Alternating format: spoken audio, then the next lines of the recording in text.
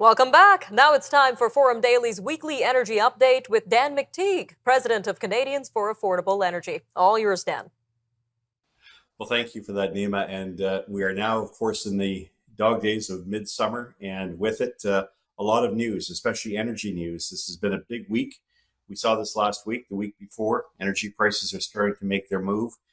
And of course, driven by not just macroeconomics, which the market's been focusing on, things like high interest rates, damage to the economy with higher energy prices and those interest rates and inflation. Markets are now forced to look at fundamentals, supply and demand. It's something we've been talking about now for several months, scratching our heads trying to figure out why the market has been so quickly to move away from the fact that supply is diminishing and demand is surging, not just around the world, but most notably here in North America. The Energy Information Agency, which puts out a weekly petroleum report on Wednesday, put out the fact that the United States had seen its greatest single weekly drop in oil inventories of 17 million barrels. Normally, that would have caused energy prices to go through the roof, but at the same time, we had not one but two debt rating agencies that downgraded U.S. credit worthiness from AAA to double A plus. What that really meant was a bit of a shock that sent prices for gasoline and for other commodities tumbling. But that was really only a one-day event. And of course, with Saudi Arabia now moving with OPEC to, as it were, go it alone if necessary and drop 1 million barrels in production a day with the help of Russia saying it will drop 300,000, it looks like markets are now forced to obey the laws of economics, supply and demand.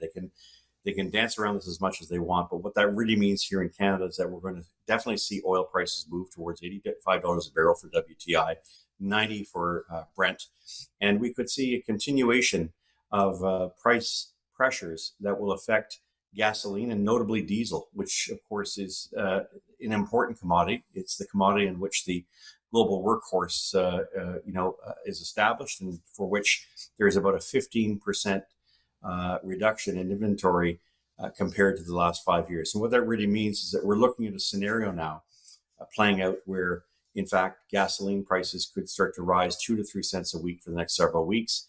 And that means that in Vancouver, 210 could be the new gas price you'll be looking at by the end of August versus the 205 that we're paying now.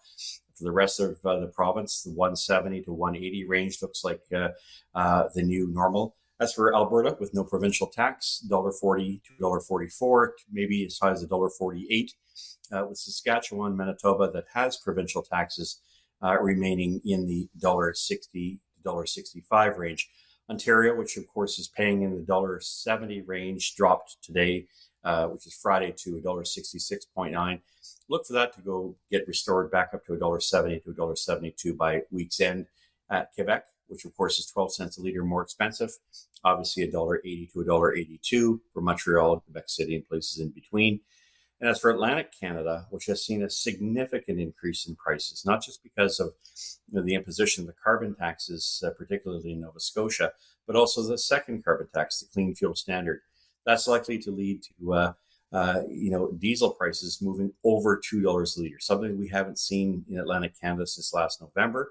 And of course, with gasoline now pushing well into the mid $80s, look for that to get a lot closer to $1.90. What it really means is that for all the country, we've had a bit of a lull in these prices. I think it's pretty clear that unlike what we saw last year, when we saw record prices in June of 2022, those record prices will probably not be attained. But what is interesting is they won't fall from where they are today, as we saw last year from October all the way into, pretty much into June of this year. Instead, look for higher sustained prices in the range across Canada of a national average of about $1.80 to $1.85.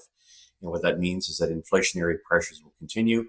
Not lost on some of us that gasoline and diesel matters. Just look at the inflation numbers and how they move up and down based on energy. It's one of the reasons why energy affordability is something we've built a reputation on, and governments helping themselves to policies that damage energy affordability really lies at the center of why Canadians are finding a tough time making ends meet.